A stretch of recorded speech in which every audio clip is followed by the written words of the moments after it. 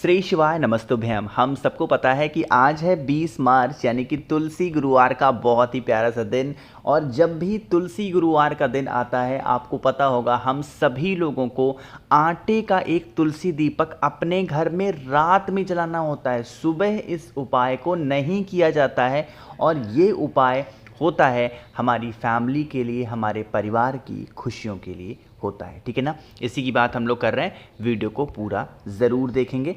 अब इस उपाय के लिए सबसे पहले आपको जानना ये होगा कि हमें ज़रूरत पड़ती है आटे के दिए की। ठीक है ना, किसका लेना है? आटे का। अब जब आटे का दिया बनाओगे, मैंने आपको बता रखा है आटे का दिया किसी भी शेप का नहीं होना चाहिए। मतलब कहने का है कि जैसे यहाँ पे आप सभी को दिखाई दे रहा होगा कि आटे के दीपक में ऐसे 5 शेप बने हैं ना, ऐसे नहीं, कोई सा भी शेप इस्तेमाल कर सकते हो। मन हो गोल बना लो, मन है चौकोर बना लो, मन है ऐसे करके बना लो, जैसा भी बनाना है बना सकते हो। ठीक है ना। अब तुलसी गुरुवार का जो दिन होता है वो 2 लोगों को समर्पित होता है। किससे किसे? एक तो समर्पित होता है माता तुलसी को और दूसरा समर्पित होता है भगवान हरि को। इन्हीं दोनों लोगों को समर्पित होता। ठीक है ना। अब आपके पास में जो आटे का दिया है इसमें कौन सी बत्ती लगानी है?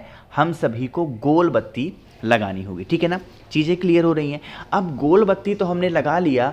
गोल बत्ती लगाने के बाद में आप सभी लोगों को आपको इसमें डालना होगा कौन सा?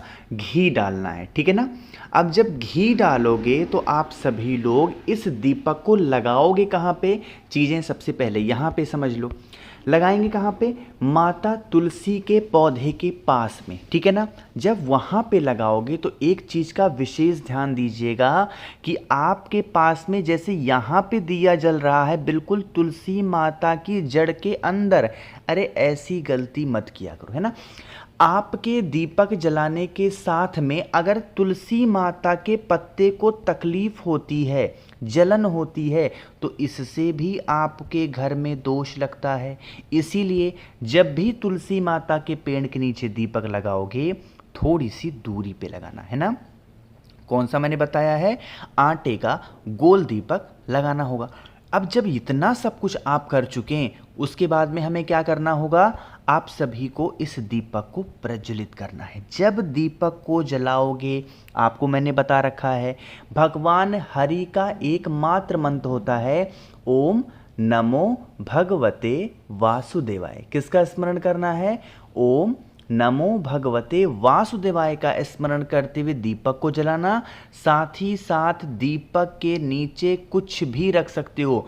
और कुछ भी रखने के मतलब से अगर आप हल्दी थोड़ा सा डाल दो, ज़्यादा नहीं, मात्र 1 चुटकी हल्दी डाल करके, और दीपक के अंदर भी आप अगर 1 चुटकी हल्दी डाल देते हैं तो इससे हमारे घर परिवार पे माता तुलसी की कृपा तो रहती रहती है, साथ ही साथ भगवान हरि का भी वास हमारे घर पे हमेशा बना रहता है। ठीक है ना, चीज़ें क्लियर हो रही हैं। तो यहाँ पे हम सभी लोगों ने बात कर ली है अपने पहले उपाय की। आगे बढ़ते हैं अब इस वीडियो के हम लोग अपने दूसरे उपाय की तरफ, जो कि यह उपाय हमें करना है दाल के साथ में। ठीक है ना। देखो अब मैं आपको छोटी सी बात बताने जा रहा हूँ। इस उपाय को आप 2 काम के लिए कर सकते हो और दोनों काम का करने का जो तरीका होगा वो डिफरेंट होगा। पहला, आप इस उपाय को बीमारी के लिए कर सकते हो और दूसरा आप इस उपाय को इच्छा पूर्ति के लिए भी कर सकते हो। लेना आपको दाल ही है बट करने का तरीका थोड़ा डिफरेंट है ना। सबसे पहले बात करते हैं, अगर इस दाल को आप लेते हो बीमारी के लिए तो उपाय करना कैसे है। स्क्रीन पे आप सभी को चने की दाल दिख रही होगी, तो आपको चने की दाल लेनी है, ज़्यादा नहीं, मात्र 1 चुटकी चने की दाल लो। 1 बेलपत ले लो, बहुत ही प्यारी से सुंदर सी, कहीं से कटी फिटी ना हो।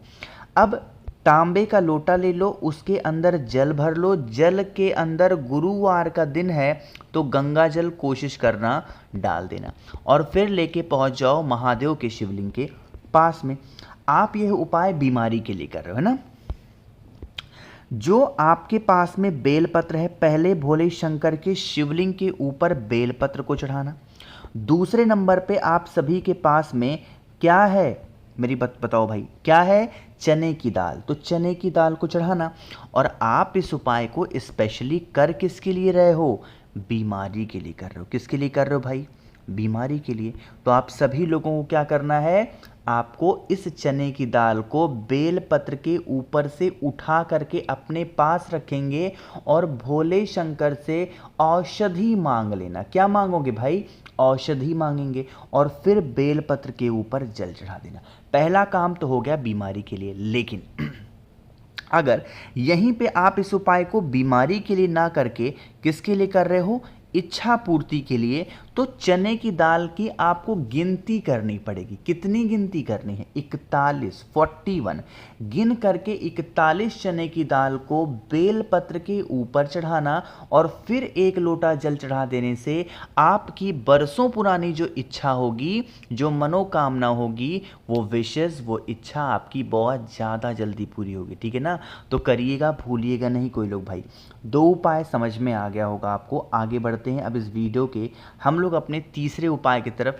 स्पेशली आज गुरुवार का यह उपाय ये होगा आपकी मनोकामना के लिए। ठीक है ना, स्पेशली मनोकामना के अलावा आप इस उपाय को किसी भी रूप में नहीं कर सकते हैं। कैसे करना है, कहाँ पे, सब कुछ बात करेंगे।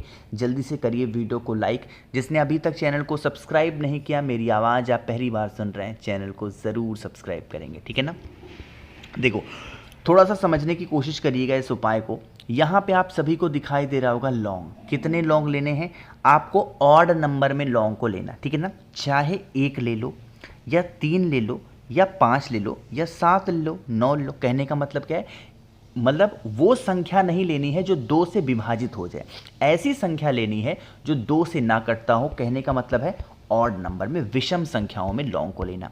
लौंग को लेने के बाद में सेम प्रोसेस वही फॉलो करना है। विषम संख्या में ही आपको क्या लेना है, इस प्रकार से काली मिर्च लेनी है। ठीक है ना, उन दोनों चीज़ों को अपने हाथों में लीजिएगा, महादेव के शिवलिंग के पास लेकर के पहुंच जाना। ठीक है ना, वहां पर पहुंच करके सबसे पहला काम करेंगे, महादेव के शिवलिंग के ऊपर से 7 बार घुमाना। कितनी बार घुमाओगे, 7 टाइम्स। ठीक है ना, एक साथ दोनों चीज़ों को हाथों में पकड़ोगे और 7 बार घुमाना।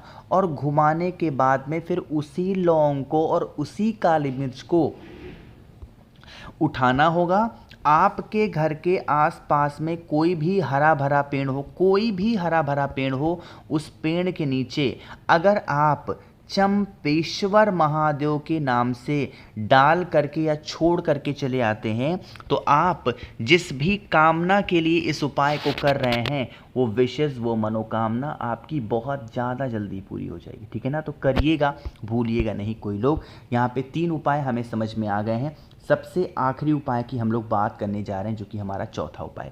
एक छोटी सी बात बताना चाहता हूँ, बहुत ज़्यादा लोग कहते हैं भैया हमें आपसे बातें करनी है, हमें ये चीज़ समझ में नहीं आ रही, हमें वो नहीं समझ में आ रहा। तो अगर आपको मुझसे बातें करनी है तो आप मुझे फॉलो कर सकते हैं इंस्टाग्राम पे, जिसके लिए आपको सर्च करना है द नेचुरल प्लैनेट 108। इसको आप सर्च करिएगा इंस्टाग्राम पे, वहाँ मुझे मैसेज करेंगे, हम लोग ढेर सारी, बहुत सारी बातें करेंगे। ठीक है ना, अब देखो, जैसे आप कभी भी अपने हाथ को दिखाने जाते होगे किसी ब्राह्मण देवता के पास में, किसी पंडित जी के पास में, तो आपको कहते हैं कि भैया आपको इस प्रकार का दोष लगा है, मंगल दोष है, शुक्र दोष है, गुरु दोष है।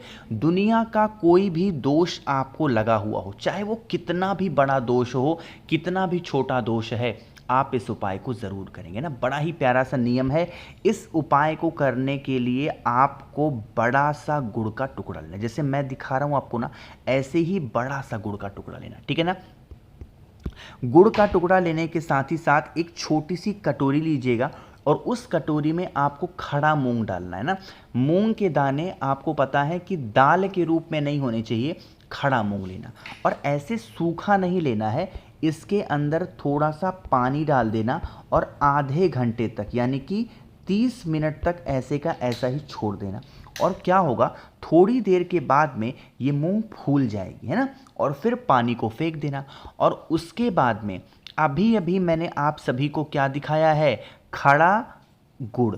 उसी खड़े गुड़ को आप इसी मूंग के दाने के ऊपर क्या करोगे, रख देना। ठीक है ना, रखने के बाद में आपके घर के आसपास में कोई भी गौ माता आती हो, कोई भी गौ माता आती हो, उनको अगर आप इसे खिला देते हैं 3 गुरुवार, तो दुनिया का किसी भी प्रकार का कोई भी दोष होगा आपके जीवन से हमेशा के लिए ख़त्म ज़रूर हो जाएगा। ठीक है ना। तो पूरी कोशिश की है मैंने आप सभी लोगों को हर एक चीज़ों को समझाने की। वीडियो पसंद आई हो तो लाइक करिएगा, कुछ पूछना है नीचे कमेंट सेक्शन में पूछें, और मेरे जितने भी भाई बहन आवाज़ आज मेरी पहली बार सुन रहे हैं चैनल को ज़रूर सब्सक्राइब करेंगे। श्री शिवाय, नमस्ते।